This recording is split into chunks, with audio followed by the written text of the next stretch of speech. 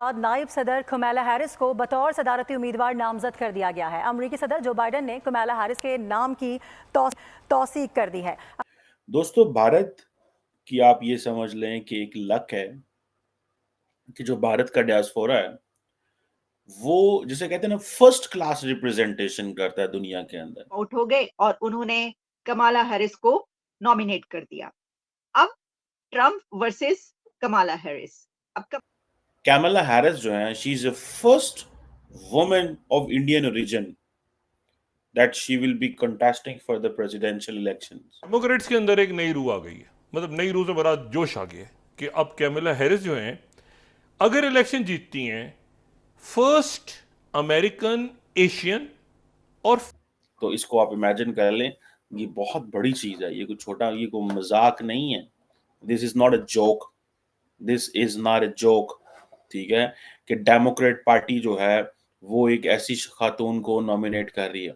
अच्छा, उससे पहले आप देख लें, शी इज नॉट जस्ट, अब कैमला हैरिस को देख लें आप। जय हिंद दोस्तों संयुक्त राज्य अमेरिका में भारतीय मूल की महिला राष्ट्रपति बनने जा रही हैं और इसे देखकर पाकिस्तानियों का यहाँ पर कहना है कि हमेशा भारतीयों को ही इतना सम्मान क्यों मिलता है कि वह दूसरे देशों में जाकर राष्ट्रपति, प्रधानमंत्री या फिर बड़ी बड़ी कंपनियों के सीईओ बन पाते हैं।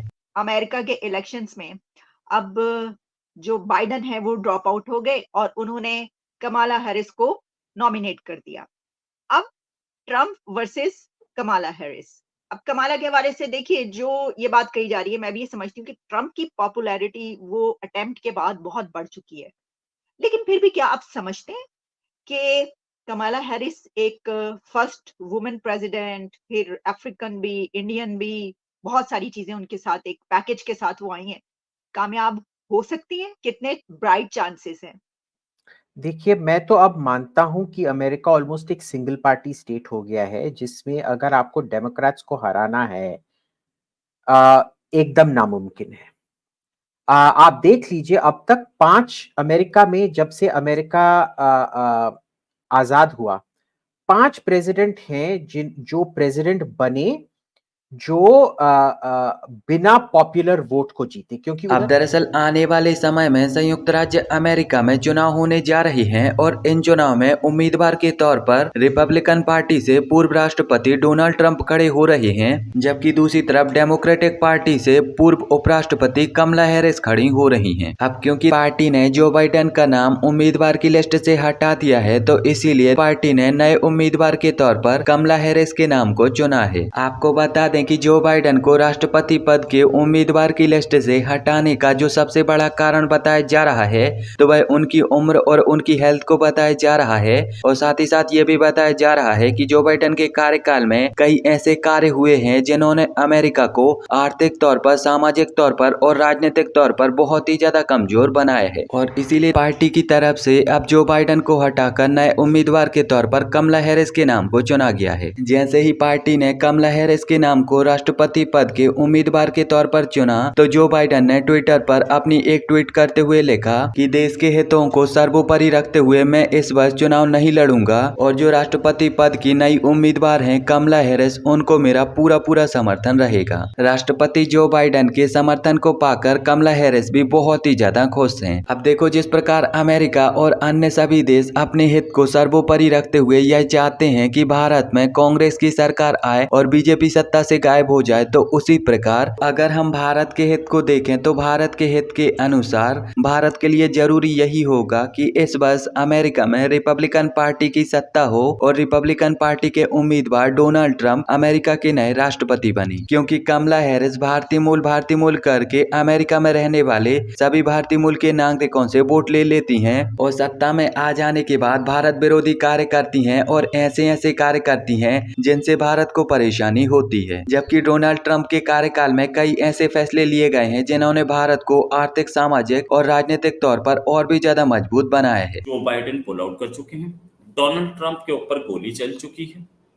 मतलब मैं ये पाकिस्तान के इलेक्शन नहीं बता रहा हूँ, मैं अमेरिका का बता रहा हूँ। ठीक है, एक कैंडिडेट पे गोली चल चुकी है, दूसरा कैंडिडेट वो अपना मैदान छोड़ के भाग गया है, बोला मेरी वाइस प्रेसिडेंट है, इसको लड़वा लो। ठीक है, ये वर्ल्ड की लार्जेस्ट डेमोक्रेसी है ना, ये इंडिया का इलेक्शन है भाई साहब। ये मैडम जो है कमला हैरिस, अच्छा, इंडिया इनके का टच तो है सर, इंडिया का टच तो आ गया है ना। इंडियन नहीं है मगर इंडिया का टच तो है। इनकी पॉलिसी इंडिया के लिए बहुत अच्छी नहीं है। जो बाइडेन को थोड़ा बहुत भी सपोर्ट अगर पहले था, तो अब वो कमला हैरिस के टाइम पे नहीं होगा। Indian diaspora in America will prefer to vote for Trump rather than this lady. ऐसा हमें पता लगता है, क्योंकि इंडियन डायस्पोरा में ये बहुत पॉपुलर नहीं है। और इंडिया इनके ये इन्होंने भी कभी अपने आप को क्लेम नहीं किया कि मैं इंडियन हूँ, सच बात ये।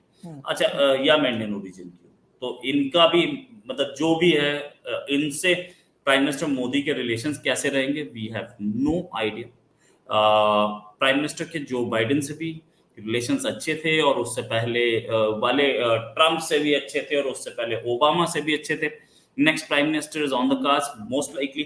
अभी तक का गोली चलने के बाद, ट्रम्प पर गोली चलने के बाद, वो 2 इंच से ही तो बची है, 2 इंच भी नहीं है। अगर गोली थोड़ा सा इस तरफ होती, जो कि लगाई बड़ी सटीक थी, बिल्कुल सही, उसने निशाने पर मारा था और बहुत दूर से मारा था उसने, इतने निशाने पर गोली लगी है। और क्या बोलते हैं, आज ही की खबर है कि ट्रम्प की सिक्योरिटी नहीं बढ़ाई जाएगी। पहली चीज तो ट्रम्प किस्मत बोलिए, भगवान की बहुत बड़ी किस्मत। अब कैमला हैरिस जो है, she is the first woman of Indian origin that she will be contesting for the presidential elections. First woman of Indian origin. और आपको पता है कि कल जो बाइडेन साहब ने जो ड्रॉप आउट कर गए हैं, he is not contesting election because of his health, लेकिन उन्होंने सपोर्ट कर दिया कैमला हैरिस को एज ए प्रेसिडेंशियल कैंडिडेट अपनी डेमोक्रेटिक पार्टी के लिए। अब इंडिया के लिए बहुत बड़ी एक्सेस भी है। अच्छा, इंडिया के अंदर 2 ग्रुप सामने नजर आ रहे हैं। एक इंडिया का ग्रुप कह रहा है कि जनाब ये जो इंडियन ओरिजिन लीडर्स हैं ना, जो बाहर बैठे हुए हैं, yes they are good for stories, but they do not help the Indian national interest. Is a hurdle, ये का हर्डल है, ठीक है ना जी, ये चीज कही जा रही है। ठीक है, Google, Microsoft, world bank, IBM, Adobe, फला दिस दैट, इनके जो बहुत सारों के जो CEOs हैं वो भी कोई इंडियन रीजन के हैं, बहुत सारे लोग, ठीक है जी। और they have these executive roles हैं पूरी दुनिया के अंदर।